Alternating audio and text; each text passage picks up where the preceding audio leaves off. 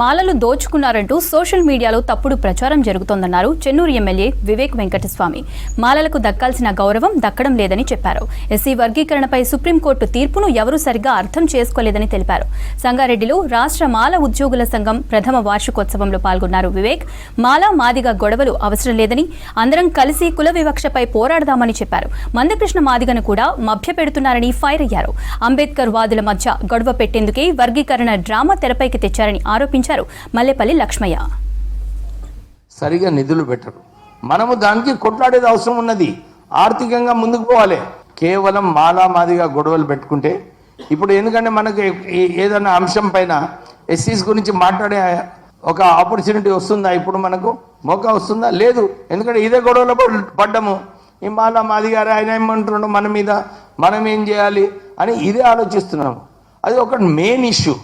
మనకు సబ్ కేటగరైజేషను, మనకు 3000 సంవత్సరాల కుల వివక్ష ఏదైతే ఉన్నదో దాని వలన దళితులకు ఎంత కాన్ఫిడెన్స్ లెవెల్ తక్కువైపోతుందో దీని గురించి చర్చ లేదు. నేను ఆ 540 పేజీల సుప్రీంకోర్టు డిసిషన్లో కూడా ఒక్క అంశం చూడలేదు కుల వివక్ష గురించి. కేవలము దళితులకు రిజర్వేషన్స్ ఇస్తే ఎఫిషియన్సీ ఎట్లా తక్కువ అవుతుంది అని చెప్పి ఈ జడ్జిలందరూ కూడా మహానుభావులు చర్చించారు వాళ్ళు జడ్జిమెంట్లో. ఇదేమైనా న్యాయమా? నాకు అనిపించిన తర్వాత ఆ భీమా కోరేగాం మనం చూసినాము. అక్కడ ఎవరు కొట్లాడినారు? దళితులు పేష్వాస్ వ్యతిరేకంగా ఈ కుల వివక్ష గురించి కొట్లాడి గెలవడం జరిగింది. అవునా కదా? ఈ చీఫ్ జస్టిస్ ఎవరు? ఆయన పేష్వా. అంటే ఆయన చదివిన తర్వాత ఆయనకు అనిపించింది, అరే నేను కూడా రివెంజ్ తీసుకోవాలి వీళ్ళ మీద అని చెప్పి ఆయన ఈ తీర్మానం ఇట్లా చేయడం జరిగింది. అంటే ఇప్పుడు మందకృష్ణ మాదిగా ఆయన మొత్తము బీజేపీలో కలిసిపోయిండు. చాలా సింపుల్గా ఉంది. మనమైతే ఏం చెప్తలేము. మనము సుప్రీంకోర్టు డిసిషన్ ఏదైతే ఉందో దీంట్లో సెంట్రల్ గవర్నమెంట్ జాబ్స్ ఉన్నాయి, పబ్లిక్ సెక్టర్ అండర్టేకింగ్ జాబ్స్ ఉన్నాయి. దాంట్లో ఎక్కువ మంది ఉన్నారు. ఐఏఎస్ ఐపీఎస్ అధికారం వస్తుంది, రేపు కొట్లాడటానికి అవకాశం వస్తుంది. వాళ్ళందరూ పరేడ్ గ్రౌండ్ మీటింగ్లో కూడా ప్రధానమంత్రి మోడీ గారు నేను చేస్తానని చెప్పినారు.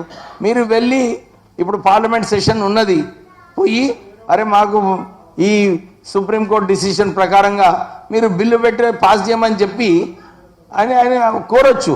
కానీ ఇక్కడ మాలల వ్యతిరేకంగా డప్పులు కొట్టడము, అసలు డప్పులు ఎవరికి వ్యతిరేకంగా కొట్టాలి చెప్పండి? మోడీ వ్యతిరేకంగా కొట్టాలి.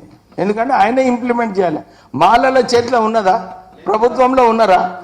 రాష్ట్రంలో ఉన్నారా? కేంద్రంలో ఉన్నారా? ఎక్కడ కూడా లేరు. మన చేతిలో ఏముంది? కానీ మనల్ని ఎందుకు విమర్శించాలి? నిజంగా ఈ విషయము అందరు కూడా గమనించాలి. మనం కూడా దీని వ్యతిరేకంగా కొట్లాడాలి. లేకుంటే వీళ్ళు ఇష్టం వచ్చినట్టు మనల్ని ఏదైతే కించపరుస్తున్నారో అది సరైన పద్ధతి కాదు. మనమందరం కూడా ఐక్యంగా కావాలి. మన మీటింగు ఎందుకంటే ఎప్పుడు కూడా మాల పెద్ద మీటింగ్ పెట్టుకోలేదు. మనము December 1st మీటింగ్ ఏదైతే పెట్టుకున్నామో ఢిల్లీ నుంచి కూడా కొంత చమార్ లీడర్లు వచ్చిండ్రు. వాళ్ళు కూడా మాట్లాడేటప్పుడు వాళ్ళు ఇదే అన్నారు, మనమే లీడ్ చేయాలి, ఓపిక లీడ్ చేయాలి, ప్లాన్గా లీడ్ చేయాలి.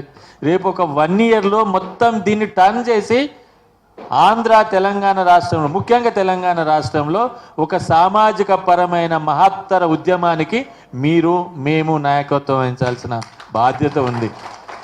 వివేక్ గారిని కోరుతున్నాను, ఇది ఇంతటితో కావాల్సిన పని లేదు.